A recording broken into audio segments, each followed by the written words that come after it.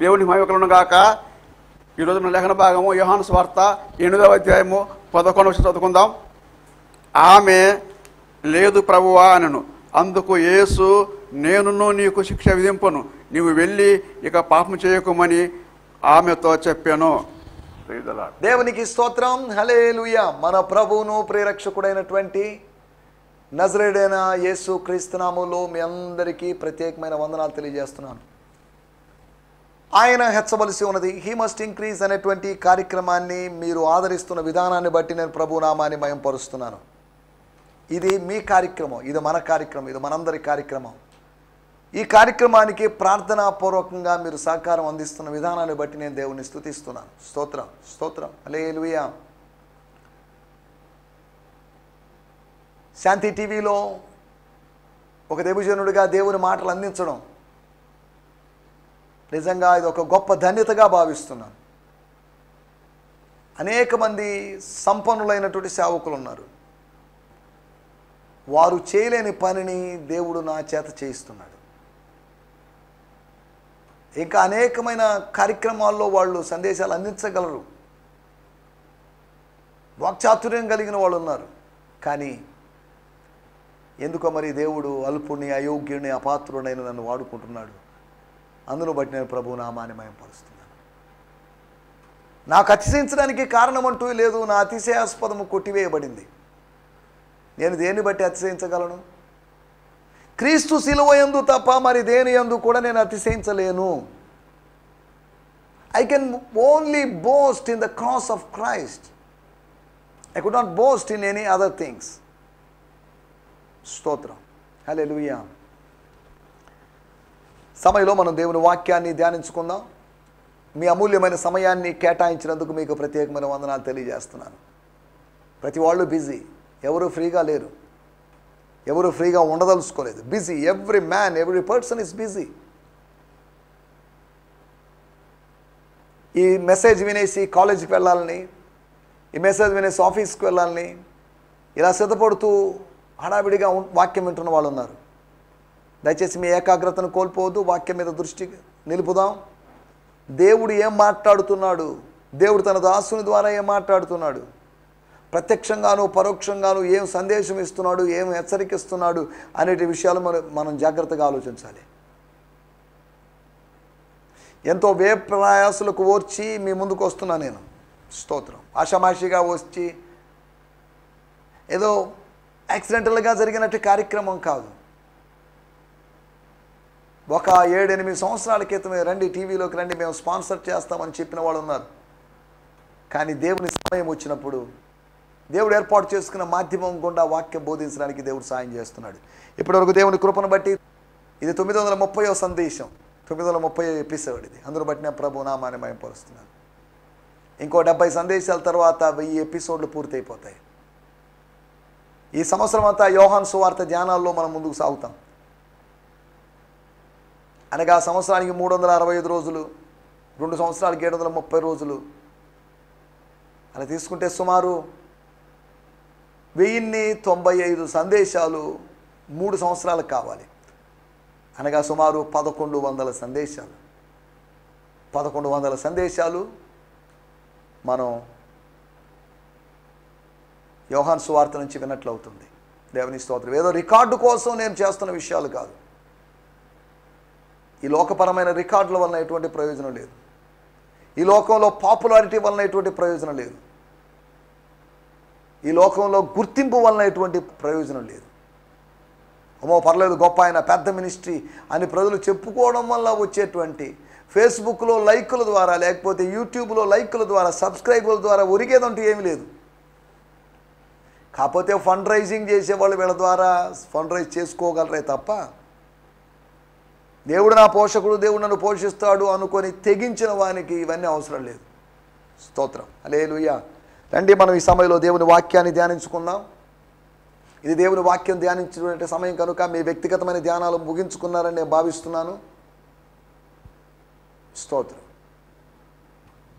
అనగా ఇంకా extra dose అన్నమాట, ఎక్స్ట్రా మైల్ అన్నమాట. ఇది ఎక్స్ట్రా బ్రేక్ఫాస్ట్ లాంటిది అనుకోండి, ఆత్మ సంబంధమైన బ్రేక్ఫాస్ట్. స్తోత్రం. హల్లెలూయా. మీకు మీ కుటుంబ సభ్యులకు ప్రత్యేకమైన వందనాలు తెలియజేస్తున్నాను. మీ ప్రార్థనా విషయాలు నేడే మీరు మాకు తెలియజేయండి. మీ కొరకు ప్రత్యేకంగా ప్రార్థన చేస్తాం. ఈ నెల 25, 26, 27, 28 తేదీల్లో నేను హైదరాబాద్లో ఉంటాను. హైదరాబాద్లో పరిచర్య కొరకు ప్రార్థించాల్సిందిగా కోరుతున్నాం. హైదరాబాద్లో వేరువేరు ప్రదేశాల్లో పరిచర్య చేయడానికి ప్రభు సాయం చేస్తున్నాడు. నూతనమైన ప్రదేశాల దేవుడు ద్వారాలు తెరుస్తున్నాడు. అక్కడ ఉన్నటువంటి ఒక బృందంతో కలిసి నేను పనిచేస్తున్నాను. అక్కడ ప్రభునామం హెచ్చించబడాలి. కొంతమందికి రక్షణ రావాలి, కొంతమంది రక్షణ నిశ్చయిత రావాలి, కొంతమందికి స్వస్థతలు కలగాలి, కొంతమందికి ఉద్యోగం కలగాలి. కనుక పరిచర్యలో దేవుడు గొప్ప కార్యం జరిగించినట్లుగా ప్రార్థించాల్సిందిగా కోరుతున్నాం. స్తోత్రం, స్తోత్రం, హల్లెలూయా. మీ ప్రేయర్ రిక్వెస్ట్లు ఈ వాట్సాప్ నంబర్లు ఉన్నాయి, వాటికి పెట్టండి. తద్వారా నేను రెస్పాండ్ చేస్తాను. స్తోత్రం, హల్లెలూయా. గత ఎపిసోడ్లో అనగా నిన్నటి ఎపిసోడ్లో నో కామెంట్ అనేటువంటి టైటిల్తో నిశ్శబ్దం మాట్లాడొద్దు అని కాదు, యేసు ప్రభు నో కామెంట్ అన్నట్టుగా వ్యవహరించాడు. వాళ్ళు పట్టు వదలక అడుగుతున్నప్పటికీ, క్రిటిక్స్ అడుగుతున్నప్పటికీ, యూదా విమర్శకులు అడుగుతున్నప్పటికీ తన పాటికి తాను ఏదో రాసుకుంటూ అన్నప్పుడు ఆకేషు, గాతురాజైన ఆకేషు అనేటువంటి ఆ వ్యక్తి ఎదుట దావీదు ఉమ్మిని కార్చుకుంటూ ఆ గోడల మీద, ద్వారబంధముల మీద ఏదో రాస్తూ ఉన్నట్లుగా పిచ్చివాడిగా నటించినట్టుగా మనం చూస్తున్నాం. ఇక్కడ యేసుప్రభు పిచ్చోడిగా నటించాడని కాదు, ఆయన నోరు మెదపలేదు, ఆయన మాట్లాడలేదు. స్తోత్రం, హల్లెలూయా. కారణం ఏంటి? ఆయన అలా చేయడానికి కారణం ఏంటి? స్తోత్రం. వీటన్నిటి గురించి గత ఎపిసోడ్లో మనం మాట్లాడుకున్నాం. ఒకటి, ధర్మశాస్త్రంతో ఏకీభవించాడు కనుక ఇక తను మాట్లాడదలుచుకోలేదు. కొన్నిసార్లు మన పక్షాన ధర్మశాస్త్రం మాట్లాడుతుంది, మనతో ధర్మశాస్త్రం మాట్లాడుతుంది, అనగా దేవుని వాక్యం మాట్లాడుతుంది. ఇకప్పుడు దేవుని వాక్యమే మాట్లాడినప్పుడు ఇక మనం మాట్లాడే ప్రయోజనం ఏముంది? మన మాటలు తేలిపోతాయి. ఒకటి, ధర్మశాస్త్రంతో ఏకీభవించాడు. He had coincided with the law of Moses. లేదు, ఇది కాదు, ఇంకో లా రాయాల్సిందే, ఇంకో ధర్మశాస్త్రం రాయాల్సిందే అన్న విధంగా యేసు ప్రవర్తించలేదు.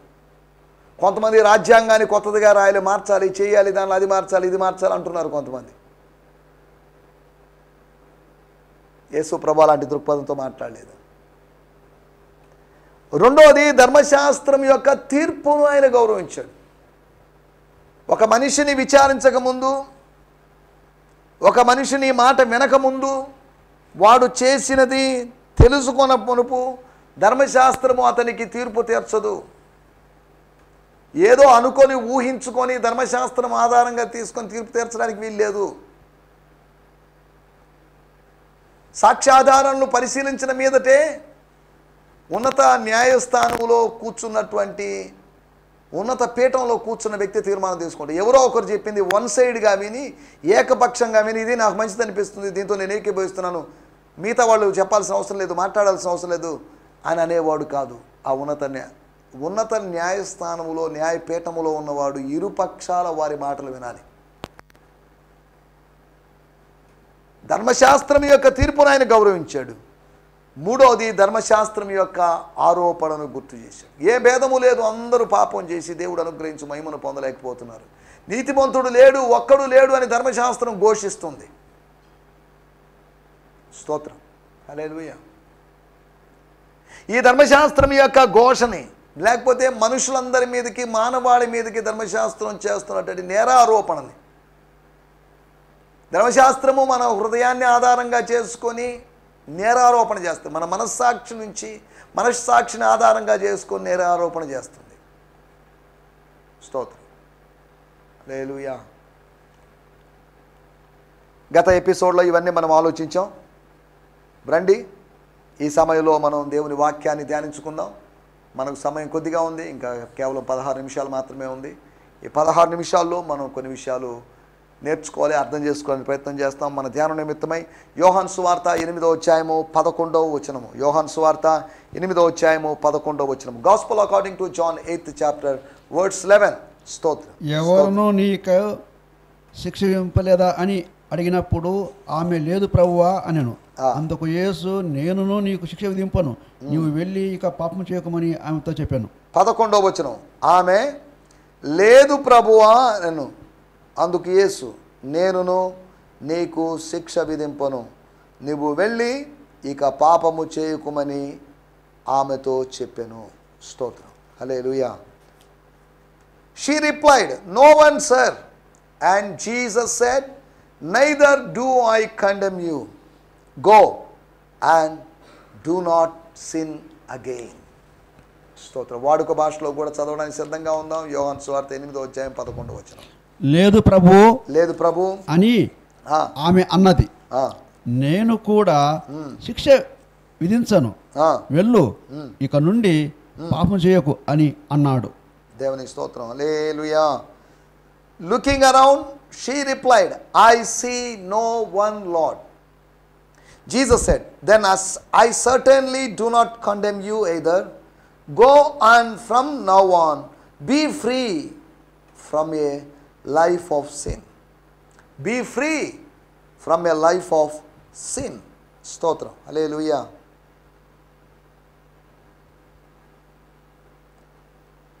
మనం ఇక్కడ ఆలోచిస్తున్నటువంటి మాట,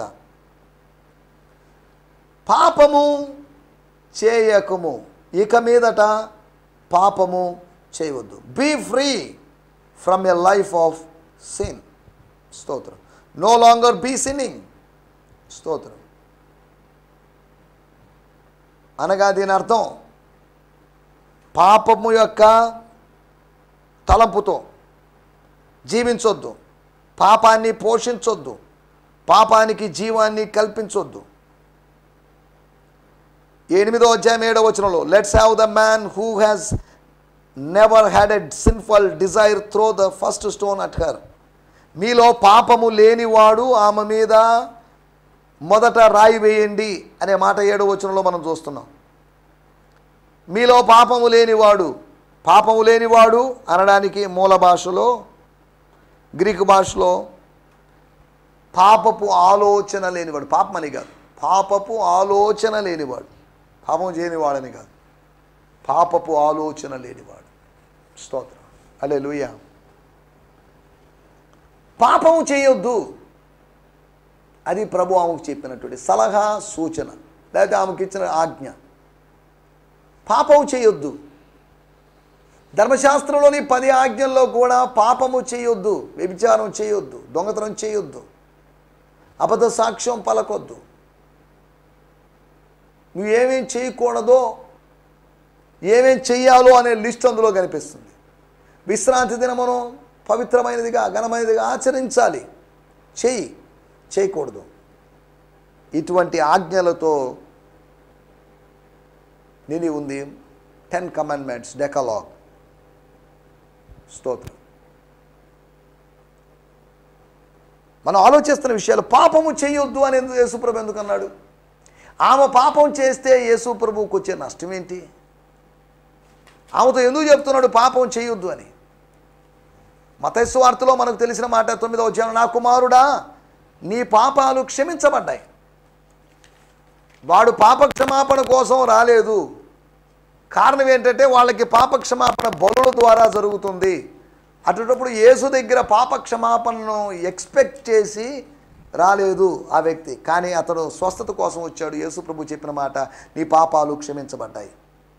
స్తోత్రం. హల్లెలూయా. మనం కొద్దిగా జాగ్రత్తగా ఆలోచిస్తే, స్తోత్రం, దేవుని వాక్యంలో రాయబడిన మాటలు, పాపం చేయొద్దు, పాపము ప్రమాదకరం, పాపము నీ ఇంటి వాకిట పొంచుకొని ఉంటుంది, పాపం జాగ్రత్త. స్తోత్రం. ఒక మాట కూడా చదువుతాను. మనిషి పాపం చేస్తాడు, పాపం చేసినటువంటి స్వభావం అతనిలో ఉంది. ప్రసంగి గ్రంథం 8వ అధ్యాయం 11వ వచనం చదువుతున్నాను. Page number 560. దాంట్లో రాయబడిన మాటలు, దుష్క్రియకు తగిన శిక్ష శీఘ్రముగా కలుగుపోవట చూచి మనుషులు భయము విడిచి హృదయపూర్వకంగా దుష్క్రియలు చేయుదురు, అనగా పాపాలు చేయుదురు. చూడండి ఎందుకు చేస్తున్నారట? దుష్క్రియకు తగిన శిక్ష శీఘ్రముగా కలుగకపోవట చూచి. అరే శిక్ష రాలేదే, తాగాము ఏం కాలేదే, పొగ పీల్చాము ఏం కాలేదే, బూతు మాటలన్నాము ఏం కాలేదే, అరే ఏం కావడలేదే. అక్కడ రాయబడిన మాటలు. స్తోత్రం. దుష్క్రియకు తగిన శిక్ష శీఘ్రముగా కలుగపోవట చూచి మనుషులు భయాన్ని విడిచి, దైవ భయాన్ని విడిచి హృదయపూర్వకంగా, వాలంటరీగా, స్వేచ్ఛానుసారంగా, తమ ఇష్టానుసారంగా పాపాలు చేస్తున్నారు. మానవులందరూ పాపులే, దానిలో సందేహం లేదు. మనిషి పాపం చేస్తూ జీవిస్తున్నాడు. వాడు పాపాల్లోనే పుట్టి పాపంలో పెరిగి పాపంలో చనిపోవడానికి వీల్లేదు. అక్కడ పాపం చేస్తున్నప్పటికీ తాను మరణించే సమయానికి పరిశుద్ధుడుగా పరిశుద్ధతలో మరణించాలి. స్తోత్రం. మన ఇక్కడ ఆలోచిస్తున్న విషయాలు, పాపము చేయకము అని చెప్పడంలో ఉన్నటువంటి యేసు ప్రభు యొక్క ఉద్దేశాలు, 4 ఉద్దేశాలు మీకు జ్ఞాపకం చేస్తాను. 1 11వ వచనంలో రాయబడిన మాట, ఆమె లేదు ప్రభువా అనెను. ఏమి లేదు? శిక్ష విధించబడలేదు. చూడండి, మొట్టమొదటి విషయం, నేను కూడా శిక్ష విధించను. నేను శిక్ష విధిస్తామని అనుకుంటున్నామో? నో, నేను కూడా. వాళ్ళు విధించలేదు కాబట్టి నేను విధించడానికి, వాళ్ళు విధించినా విధించబడి నేను విధించకూడదు అనుకున్నాను. నీకు శిక్ష ఎంతమందిలో నీకు బహిరంగంగా శిక్ష విధించదలుచుకోలేదు, నేను క్షమించదలుచుకున్నాను. I want to forgive you. God wants to forgive his children. ఆయన క్షమించాడు, క్షమిస్తూ ఉన్నాడు, క్షమించబోతాడు. క్షమించబోతాడు అనే మాటను ఆధారంగా చేసుకొని క్షమించబోతాడంట్లేండి, క్షమిస్తాడంట్లేండి, ఏం చేస్తే ఏంటి, దేవుడు చూచి చూడనట్టుగా ఊరుకుంటాడులే అని మనం సమర్థించుకోకూడదు. స్తోత్రం, స్తోత్రం, హల్లెలూయా. 1 మొట్టమొదటి విషయము, you are forgiven, that's why do no more sin. నువ్వు క్షమించబడ్డావు కనుక ఇక మీదట పాపం చేయొద్దు. క్షమాపణ కోసం వెల చెల్లించబడింది కనుక ఇక మీదట పాపం చేయొద్దు. క్షమాపణ అనేది సులభమైనది కావచ్చు, ఉచితమే కావచ్చు, దానికి చెల్లించే వెల మాత్రం ఖరీదైనది. మానవాళి పాప క్షమాపణ కోసం, లోక పాపములు పరిహారము నిమిత్తమై దేవుని గొర్రెపిల్ల వధించబడింది. చిన్న విషయం కాదు అది. దేవుడు తన సొంత కుమారుని లోకానికి పంపించి చంపించాడు, వెల చెల్లించాడు. మనకు తెలియదు ఈ వెల. ఈ వెలని మనం ఆషామాషిగా తీసుకుంటున్నాం. ఈ వెలని మనము పెద్దగా పట్టించుకోకుండా గుడ్ ఫ్రైడేనో ఈస్టర్లోనో మనం జరుపుకుంటున్నాం. జాగ్రత్తగా ఆలోచించాలి. దేవుని కోణంలో, దేవుని యాంగిల్లో ఆలోచిస్తే దానికి ఆయన చెల్లించిన వెల తన ఏకైక కుమారుని యొక్క అర్పణ. స్తోత్రం. మొట్టమొదటి విషయము, యు ఆర్ ఫర్గివెన్. దేవుని బిడ్డలారా, మనం క్షమించబడ్డాం. తెలియక అవిశ్వాసం వలన చేశాను కాబట్టి క్షమించబడ్డాను. That's okay. ప్రభువా నేను తప్పు చేశాను, నా కుమారుడా, ఇట్స్ ఓకే. నీ కుమారుణ్ణి అనిపించుకొనుటకు నేను యోగ్యుణ్ణి కాదు. కుమారుణ్ణి అనిపించుకొనుటకు యోగ్యుణ్ణి కాదు కాబట్టి కూలివానిలో ఒకడిగా భావించు. నాకిక స్వాస్థ్యం వద్దు, నాకు డైలీ వేజ్, రోజువారీ కూలి వేతనం ఇవ్వు అని ప్రాధేయపడుతున్నటువంటి, పశ్చాత్తాపడుతున్నటువంటి కుమారుని విషయాలు, మాటలు పట్టించుకోకుండా పనివారితో చెప్పాడు, కొవ్విన దూడను వధించమని ఇలా చెప్పడాన్ని మనం చూస్తున్నాం. స్తోత్రం, స్తోత్రం, హల్లెలూయా. నీ పశ్చాత్తాపం ముఖ్యం. నీ పశ్చాత్తాపంలో ఎన్ని డైలాగులు ఉన్నాయి, ఎన్ని స్టేట్మెంట్లు ఉన్నాయి, ఎన్ని కొటేషన్లు ఉన్నాయని ఆయనకి అనవసరం. నీవు అక్కడి నుంచి వచ్చావంటే, దూరదేశం నుంచి వచ్చావంటే నీలో ఏదో జరిగింది. నీ పాపాన్ని విడిచిపెట్టి వస్తున్నావు అంటే, ప్రభు దగ్గరికి వస్తున్నట్టు ఏదో జరిగింది. Something has happened in your life. ఏదో జరిగింది, జరగబట్టేట్టు వస్తున్నావు. 1 నువ్వు క్షమించబడ్డావు కాబట్టి ఇక మీదట పాపం చేయొద్దు. మనపూర్వకంగా, హృదయపూర్వకంగా నువ్వు కానీ పాపం చేశావో ఇక క్షమాపణ ఉండదు, ఇక దానికి బలం ఉండదు అని హెబ్రీ పత్రిక 10వ అధ్యాయంలో రాయబడింది. స్తోత్రం. హల్లెలూయా. రెండో విషయం నేను మీకు జ్ఞాపకం చేస్తాను. 10వ వచనం. 10వ వచనంలో రాయబడిన మాట, యేసు తల ఎత్తి చూచి, అమ్మా వారు ఎక్కడ ఉన్నారు, ఎవరునూ నీకు శిక్ష విధింపలేదా అని అడిగిన. వారు ఎక్కడున్నారు? ఎవరు? నిన్ను తరుముకొచ్చిన వాళ్ళు, నిన్ను చంపాలని, నీ అంతం చూడాలని, నీ మరణం చూడాలని, నిన్ను చంపి ధర్మశాస్త్రము నెరవేర్చిన వారని ఫోజు కొట్టాలని ఆశపడిన వాళ్ళందరూ ఏమైపోయారు? చిన్నలు మొదలుకొని పెద్దవాళ్ళు మొదలుకొని ఏమైపోయారు? వాళ్ళు వేర్ వర్ దే? వాళ్ళేరి? స్తోత్రం. చట్టాన్ని తమ చేతుల్లోకి తీసుకున్న వారేరి? నేను ఈ రాతలో పడిపోయాను, నేను ఏదో రాస్తున్నాను, నేల మీద ఏదో రాస్తున్నాను, ఇది నీ గురించి కాదు, నా తండ్రి చెప్పాడు, నేను ఏదో ఇన్స్పైర్ అయ్యాను, నేను రాశాను. నేను స్తోత్రం. రాతి పలకల మీద, మోషేకి ఇవ్వబడిన రాతి పలకల మీద రాసింది ఈయనే. స్తోత్రం. బెల్షస్సరు దేవాలయంలో పాత్రలో మద్యం పోసి తాగుతున్నప్పుడు రాసినటువంటి అరచేయి ఏంది? అలా ఆయన రాస్తున్నటువంటి సందర్భాలు మనం లేఖనాల్లో మనం చూస్తున్నాం. స్తోత్రం. హల్లెలూయా. రెండో విషయం, శిక్షకు గురవుతావు, జాగ్రత్త. There is a punishment. పాపము వలన వచ్చు జీతము మరణము. పాపం అనేది ఉద్యోగం చేయడం లాంటిదండి. ఉద్యోగం చేసినోడికి జీతం వస్తుంది. అందుకే ఈ రోజుల్లో సక్రంగా రావడం లేదులేండి, 2 నెలలకో 3 నెలలకు ఒకసారి జీతం వస్తుంది, అదే వేరే విషయం. మనం ఆర్థికంగా లోట్లోకి గురైపోయాం, ఆర్థికంగా అప్పులో కూరుకొని పోయాం, అది వేరే విషయం. శాలరీస్ రెగ్యులర్గా ఎక్కడ వస్తున్నాయి? పెన్షన్లు రాక చాలామంది ఇబ్బంది పడుతున్న వాళ్ళు ఉన్నారు. స్థానిక సంఘస్థులు కొంతమంది దశమ భాగాలు ఇవ్వక, ఏంటమ్మా దశమ భాగాలు ఇవ్వడం లేదని మీ పాస్టర్ గారికి అని అంటే, ఎక్కడండి శాలరీస్ ఎక్కడ వచ్చాయండి అని అంటున్నారు. వాస్తవమే, మనిషి కష్టపడుతున్నాడు, మనిషి శ్రమను దోచుకుంటున్నారు, కానీ దానికి తగిన ఫలితం రావడం లేదు. జీతం అనేది అది రుణమే కానీ దానం కాదు. ఎవరో ప్రభుత్వాలో, ఎవరో సంస్థలో, కంపెనీలు ఇచ్చేటువంటి దానం కాదు అది. స్తోత్రం.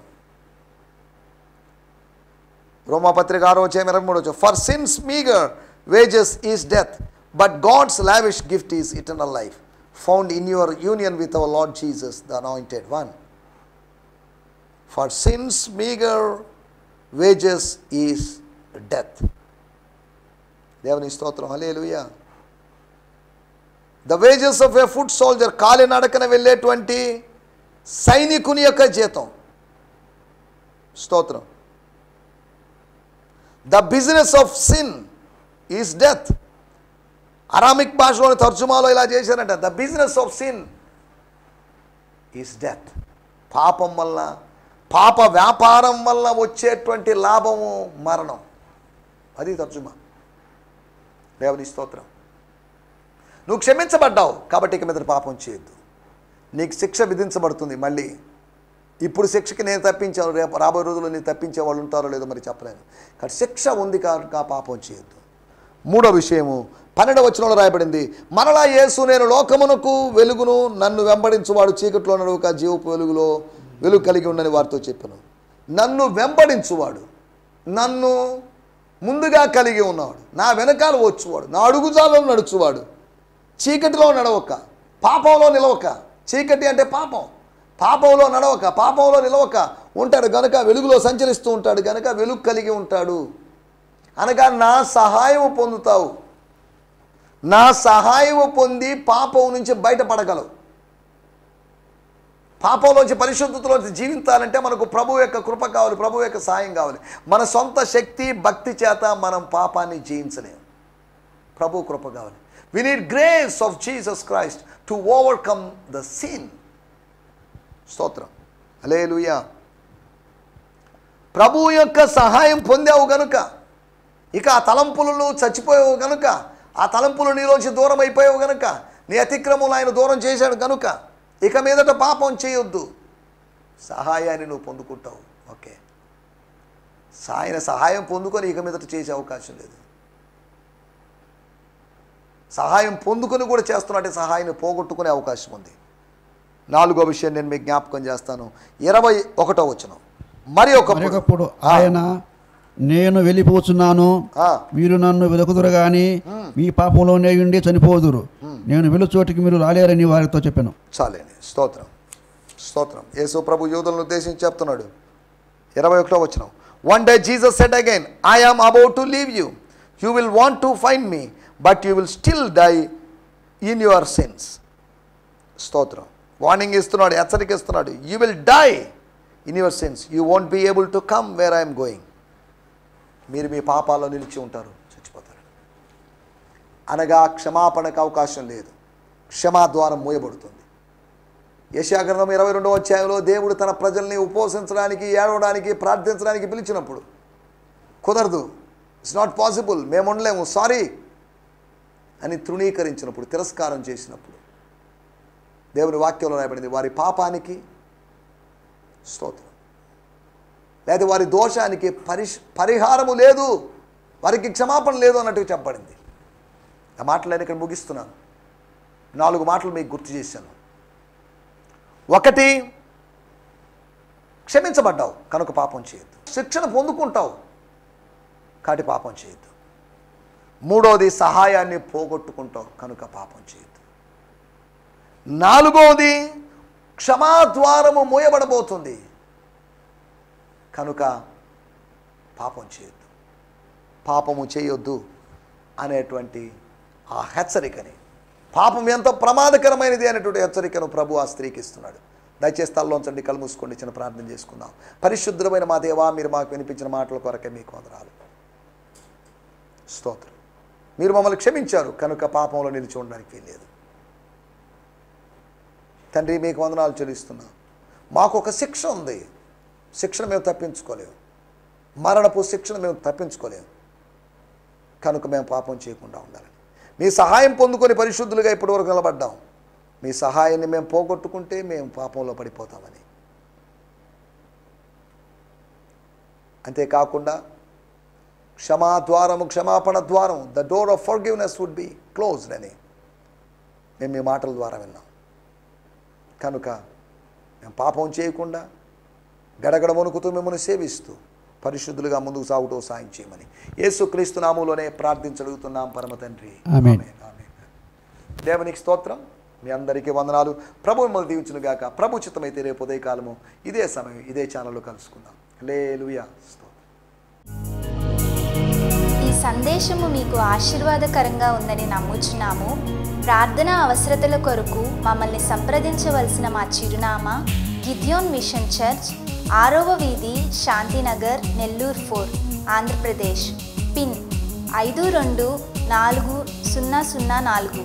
మా ఫోన్ నంబర్లు 7036443613 మరి ఒక నంబర్ 9392293010. మా ఈమెయిల్ ఐడి gfihmi2015@gmail.com. దేవుడు మిమ్మును ఆశీర్వదించునుగాక. ఆమేన్.